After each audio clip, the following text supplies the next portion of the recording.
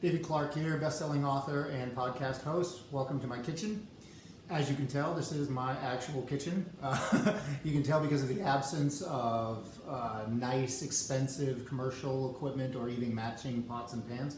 I do have the Vitamix though. I do have one nice piece of equipment. But the point is, I want to cook a vegan lasagna, plant-based lasagna, show how simple it is, and I want to encourage you to cook a plant-based meal for someone just as an act of kindness. I'm preparing this particular meal for my father and my mom. They're plant curious, I guess you would say, but I haven't been able to really get them to buy in yet to trying something, whole food plant-based with homemade cashew cheese and all that. In their defense, I probably would have been a little resistant to that too back in the day. But there are many, many levels. If you personally are curious about going plant-based, that means you have the desire to do it.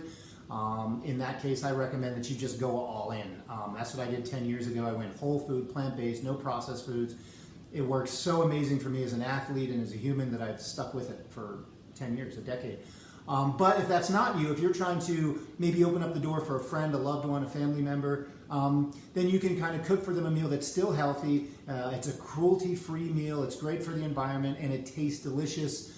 Just has a few processed foods in there that'll at least give them some of that taste they're used to getting, but open up the door to a whole new way. This particular lasagna that I'm making is just marinara, miso, some vegan miso, a little bit of diet cheese. This does have oil in it, so it's not the best thing, but it's still a good option for the occasional treat or when you're trying to really get someone's mind and mouth open to plant-based eating. Normally I would make a homemade cashew cheese for my lasagna. And then a plant-based protein. This is also, again, non-GMO, organic, but it is made from wheat and other plants. Highly processed, but still way healthier than any kind of animal product you put in lasagna.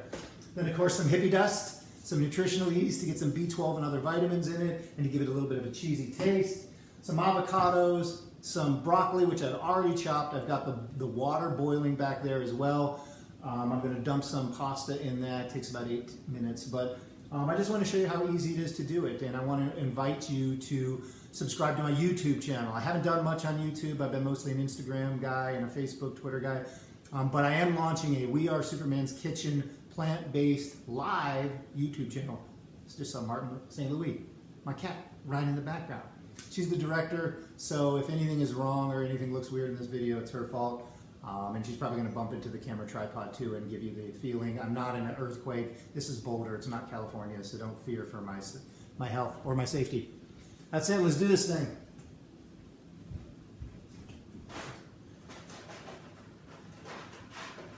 I'm just going to dump some pre-made store-bought lasagna into some water. If that seems too complicated, then I don't know what to tell you. Continue to root for the Red Sox, and best of luck on the brain injury. I already chopped some broccoli. No chopping broccoli jokes. I did this by hand, but if you have a little ninja or something like that, you can do that. It makes it a lot quicker. Basically, what I'm going to do is prepare the lasagna. I'm going to boil the pasta. I'm going to prepare it in a aluminum foil kind of dish, pre-bought dish that I bought. I'm going to put all this together, and then I'm going to take it to my parents' house and just drop it in the oven, and then we're going to eat it together. So one of the things that I like to talk about is the why, right? Why would we want to change our diet? There's many reasons why. Most of the time we want to do it. It's for maybe an aesthetic reason. We're tired of being overweight. We don't like the way we look. We see our waistlines expanding. Maybe you've tried diet after diet with no results, doing that yo-yo thing, gaining weight. I know I personally lost 50 pounds over 10 times just to gain it back. And I did that with, Atkins and high protein diets. I did the ketogenic or paleo diet before I think we even really had those terms.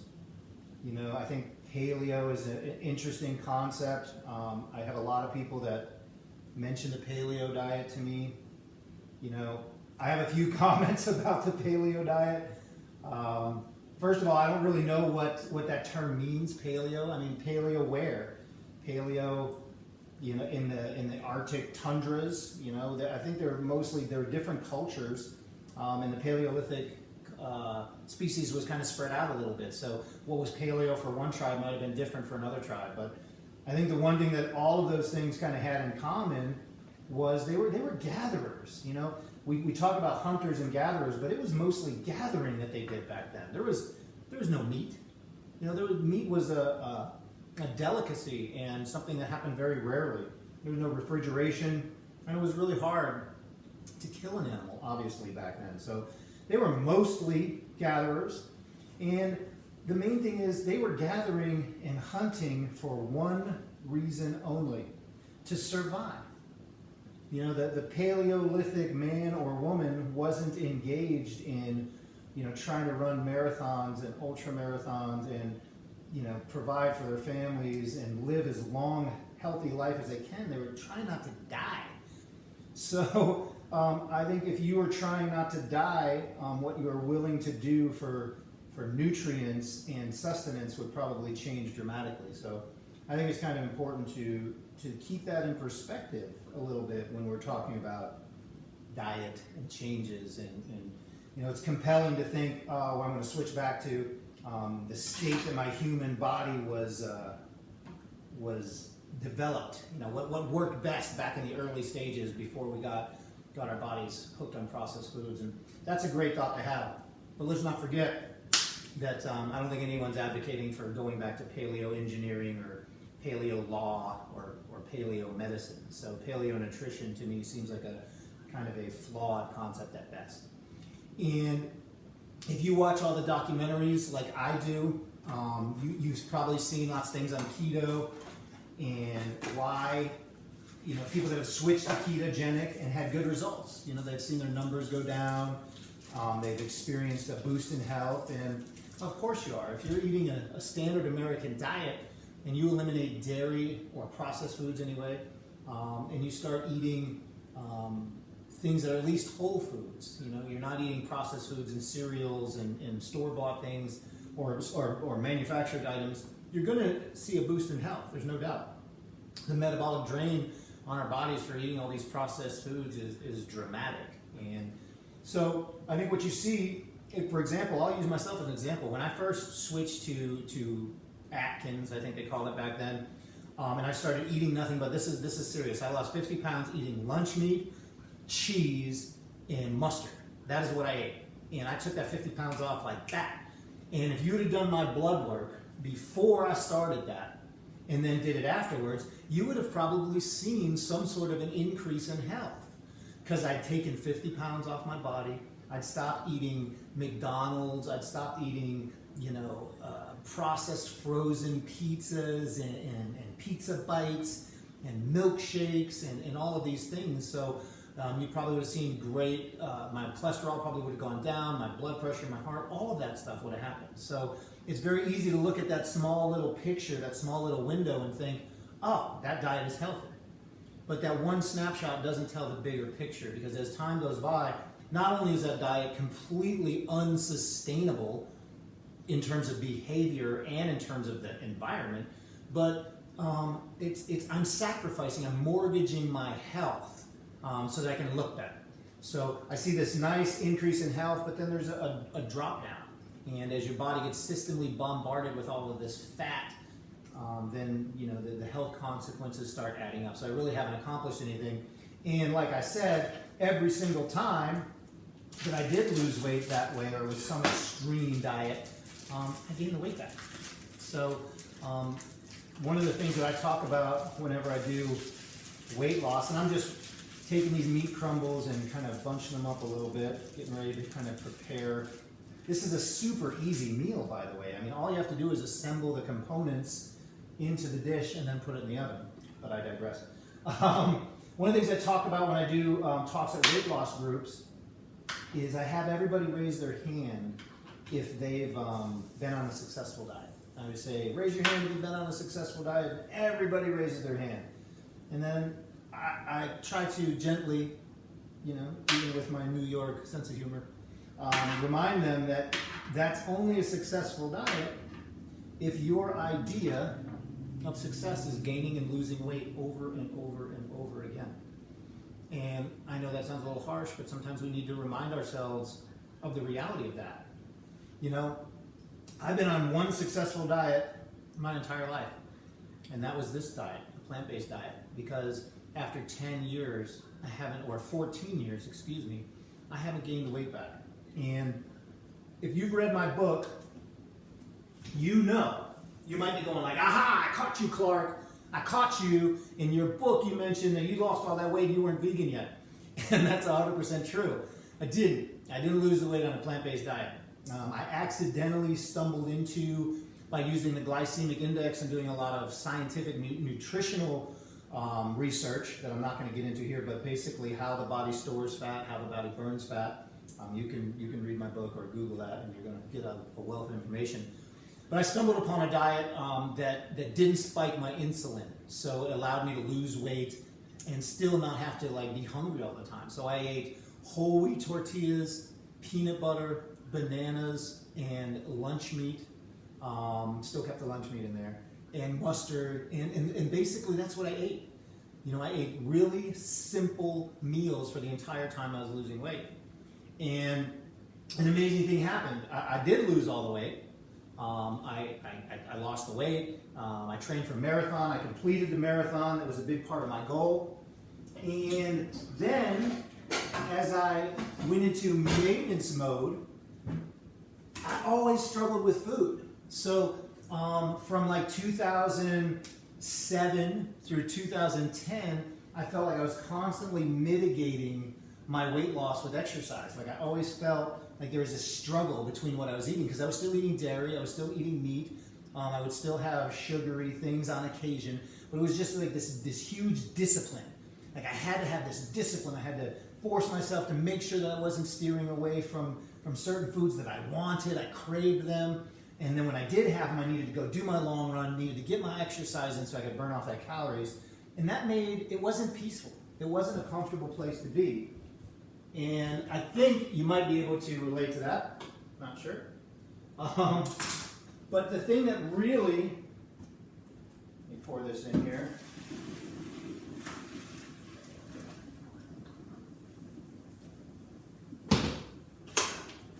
The thing that really was the game changer for me was when I went whole food plant-based, and I did it to be an athlete. I did it because I'd read some things from ultra-marathon runners like Scott Jurek, who had switched to plant-based and had great results. So I just wanted to be that athlete. I just wanted to do it for sports performance-related things, and it worked. It was amazing. But what fell into place for me and what came along for the ride unexpectedly was I no longer had to worry about food. It was hard psychologically to just start eating more, because on a whole food plant-based diet, you don't have to regulate how much you eat. You know, you can't make it a contest like how much fucking avocados can I eat in one day. That won't work. But basically, whenever you're hungry, you eat. You eat because you're not getting all these highly saturated, calorically dense sources of calories, and you're an athlete, so you need lots of fuel. So it switched to this game where it was almost, I needed more and more calories. I needed to figure out ways to get enough calories. And it was amazing what that did for me peacefully, spiritually, getting rid of that internal conflict with food. Like I had a simple task. Is it vegan? Is it plant-based? If yes, I could eat it. I could eat it if it was plant-based. I no longer had to say, well, I can't, you know, how much of this can I have? And I need a little portion, and then I want more, but I can't have enough. So it made it very difficult, it made a very difficult thing easy. And again, speak peacefully for me. I don't think, honestly, I've said this before, I don't think that I would have been able to keep the weight off if I hadn't switched to plant-based. Because I think it's a ticking time bomb. And eventually what would have happened is I would have got injured, which I have. I got injured. And then I can't work out. Your balance goes away entirely, and now you don't have the source to not only just burn calories, but to engage in this activity that you love. You get a little depressed, you start looking to food, and then you just perpetuate that cycle over and over again. So I'm very thankful that I did go plant-based. So All I've done here is put some lasagna noodles at the bottom of this tray. I'm going to take a little of this sauce. This is a vegan brand marinara, but you know, that's kind of redundant because almost every marinara you're going to get out there is vegan. So, I was having a conversation the other day on Facebook. I posted something about, what was it? How the process of being vegan is explaining over and over again why you don't eat dead, rotting flesh. And I knew I'd catch some shit from it. But there's some truth in that, you know. The idea that we have to eat meat is patently false. You know, even if you don't buy into the notion that if you don't buy into the notion that you can't survive on a plant-based diet, right? If you buy into the idea that you will not make it on a plant-based diet, then you're just willfully lying to yourself, right? We have myself. I can just prove I've been 10 years now on a plant-based diet, and I thrive, and I've done well in ultra running and cycling and boxing, and we have so many famous athletes and power lifters who live on a plant-based diet, right? So the notion that we can't do it is gone. That's an old wives' tale. It's gone. And I think when you really accept that idea that, hey, I don't have to eat meat, then that leaves one kind of glaring thing. That means you're choosing to eat meat. That means the only reason that you're eating meat and dairy is because you like it. You don't have to do it. And that means your cheeseburger comes at the expense of the environment and that cow. And that's all I'll say about that. So I put in a little broccoli over the sauce. Now I'm going to put a little more sauce on here. I'm going to put a little nutritional yeast in here as well. Now what I did is, sometimes I didn't do it on this, but sometimes what I do is take the broccoli before I chop it up, and I'll put it in the air fryer, and I'll run it through there for like 5 minutes because it gives it a little crunch, you know, or it gives it a little, almost like it kind of burns the edges a little bit. It gives it a little smoke flavor. Some people like that, some people don't. So I'm going to put another row of pasta over here. So we got one layer that has pasta and broccoli and sauce in there. I'm going to put that there. Now I'm going to go a little more sauce. There we go. Now I'm going to put the meat crumbles in here. And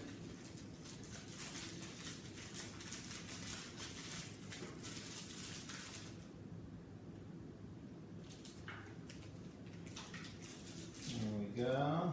There's plenty of protein in lasagna, whether you put the meat crumbles in or not. I'm just putting that in there so it gives it a little bit of that flavor my parents are used to. My goal is that my parents switch to a plant-based diet. My dad is fighting cancer right now. When he got back from the hospital, he wouldn't eat anything. I tried to get him to go plant-based, but he couldn't. But now that his appetite's returning a little bit, he's a little more open to trying some of these things. But I'm trying to sneak it into him. What I'm doing here is putting in a little miso, just to sprinkle it around a little bit to give some pockets of flavor in there. Miso is like a paste, a soy-based, non-GMO, organic soybeans, and a paste made out of that. So it's just a little kick to get in there in between bites when they're having it. One of the things Courtney and I are doing this year, so typically, a little more sauce. Typically, in the wintertime, I like to give back to the community. Community took me in, when I was at my lowest points, and the running community did, and gave me the first sense of community I'd ever had. And so I like to go down and try to do that, and we go down to the Denver Rescue Mission and show them that people are thinking about them, people are caring about them. And typically what we've done is brought socks and gloves and things like that, and we're going to do that. But we're also going to up our game a little bit this year, and we're going to bring some vegan food down there to share with them. So The reason I mention that is I think that anytime, like I said at the start, anytime you can do something for someone who's a total act of kindness and open up something to them in the process that's going to have a long-term effect, I think that's a beautiful thing to do, right? Any random act of kindness is a great thing. But when that act of kindness can actually impact them moving forward in a meaningful way for the rest of their lives, well then that's truly special. That's truly special. These jars, in case you're wondering, are a little smaller than the normal size jars, so usually I need 2 because I like to have kind of a saucy lasagna. I'm going to do a little more hippie dust in here, a little more nutritional yeast. Now I'm going to throw some avocado in here. Avocado.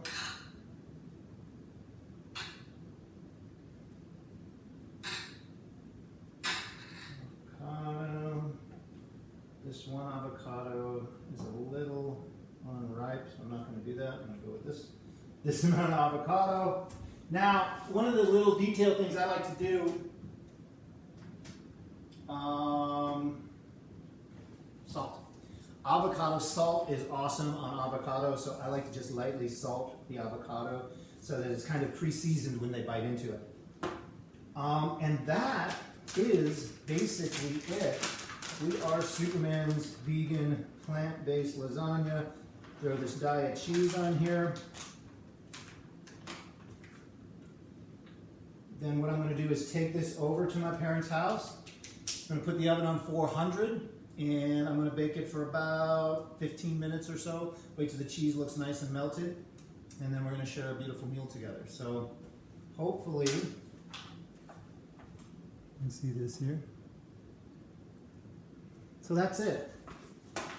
Even though I was fucking off and talking most of the time, it was 20 minutes to make it. Really, it's about a 10-minute process when you're not running your mouth constantly. So if you like that, I'm also going to do a whole food, plant-based, non-processed lasagna on my channel.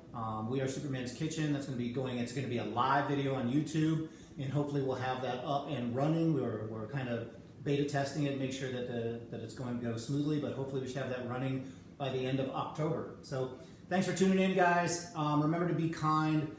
Remember to take care of each other. You know, one of the things that being here for my father through his sickness has really brought home in a deep way is everybody's going through something out there. Everybody's struggling.